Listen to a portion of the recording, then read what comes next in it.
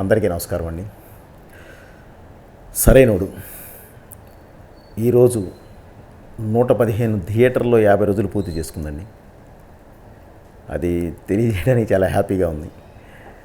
ఇంతటి విజయాన్ని ఇంతటి ఘన విజయాన్ని అందించిన తెలుగు ప్రేక్షకులకి, అభిమానులకి అందరికీ పేరు పేరున నా కృతజ్ఞతలు తెలియజేసుకుంటున్నానండి.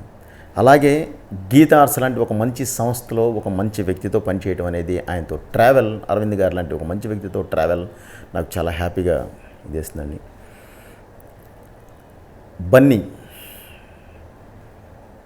బన్నీ లాంటి మంచి హీరో తను ఏదైతే ఇన్ని సినిమాలు నేను ఒక స్టేజ్ బై స్టేజ్ చేసుకుంటూ ఒక స్టేజ్కి వచ్చిన తర్వాత నేను ఇట్లా మాసెస్లోకి వెళ్ళాలి అని తను కోరుకున్నాడో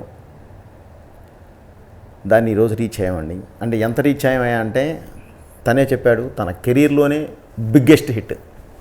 అలాగే నా కెరీర్లో కూడా చాలా మంచి సినిమా, చాలా బిగ్గెస్ట్ మూవీ.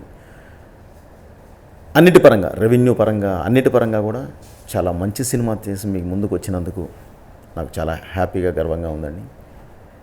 ఇలాగే మీ ఆశీస్సులు ఎప్పుడు ఉండాలని చెప్పి కోరుకుంటూ మీ బోయపాటి శ్రీను. థ్యాంక్ యూ అండి.